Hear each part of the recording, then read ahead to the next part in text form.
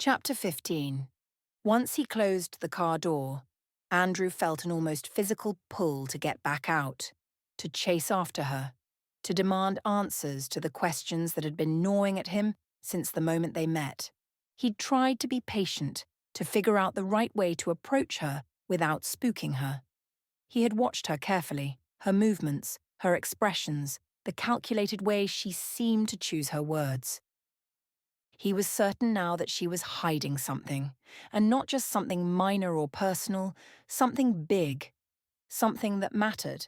But he also knew that coming at her directly, without proof or leverage, would only make her close off even more. She was clever, guarded. If she realized how closely he was watching her, she'd adjust. And then it would be even harder to figure out what she was hiding. That was why he needed a solid starting point. He had to gather facts before making a move. What did he really know about her? Practically nothing. Just that she was the daughter of the detective who had worked a similar case years ago. But even that could be a lie. He needed to confirm it. Tomorrow morning, he would call her section, verify her identity, and request both her file and her father's. If she was really who she said she was, the records would show it. And if not, well, that would raise even more questions. In the meantime, the newspapers might be a good place to start. The death of a police officer killed on duty wouldn't have gone unnoticed. The department had been working hard to clean up its image after years of corruption and failure. A fallen officer, especially one with a long career, would have been turned into a public symbol of sacrifice and honor. Even if it was tragic, it would have been framed as evidence that the department was committed to protecting the public, no matter the cost. They needed people to believe in the police again. And a death in the line of duty was the kind of story that could be used to fuel that narrative. He started the engine and glanced toward the road. He saw Shera's car pulling away, her taillights glowing red in the dark. His instinct was to follow her, to see where she was going, to keep her within reach. But he stopped himself. She was probably heading back to the hotel. He wouldn't learn anything useful from trailing her tonight. No, his time would be better spent digging into her background. He needed to know exactly how her father died.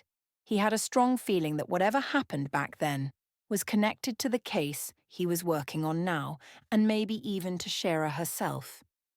And then there was the problem of how much she knew. She had known about Matthew's affair, which meant she had been digging into their personal lives. What else did she know? About him? About his work? About his past? The idea that she might have more information on him than he had on her made his stomach tighten with unease. He hated feeling vulnerable, especially around her. Frustrated, he gripped the steering wheel and took a deep breath. He gave up on the idea of following her and turned toward home, his mind already working through the next steps. He needed a plan, a clear, structured approach.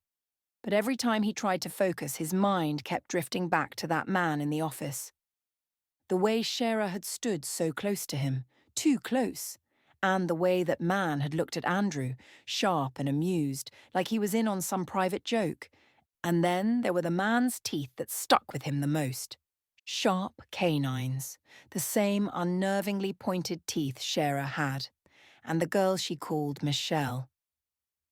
A chill spread through Andrew's chest. What the hell was going on? Who were these people?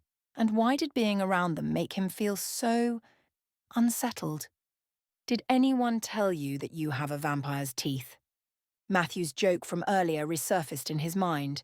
He had said it casually, but Shera's reaction had been anything but casual. That quick flash of something in her eyes before she masked it, it had been so fast, so subtle. But he caught it, and now he was starting to think it meant something. Of course, it was absurd to think they were actually vampires. That was the stuff of myths and horror movies. Bram Stoker, Anne Rice. Shera had mentioned a syndrome that morning, something medical that supposedly explained the overgrown canines. Maybe it wasn't just a genetic quirk. Maybe it meant something more. He frowned, shifting in his seat as he drove. The rational part of his mind rejected the idea outright. It was too ridiculous. Vampires weren't real. But then again, he had never felt this way around anyone before. He'd worked with criminals, with murderers, with dangerous men. But these people, Shearer, that man, Michelle, they gave off a different kind of energy. Predatory. Controlled. It was as if they were operating under different rules entirely. He hadn't spent much time with them, but it had been enough to notice the difference, to feel it, and he didn't like feeling out of his depth. He pressed down harder on the accelerator, his jaw tightening. He would figure this out. He'd start with Shearer's file and her father's case. He'd find out the truth about her, about the case, about those people, and he would regain the upper hand. Because Andrew didn't like working blind, and he sure as hell didn't like feeling played with.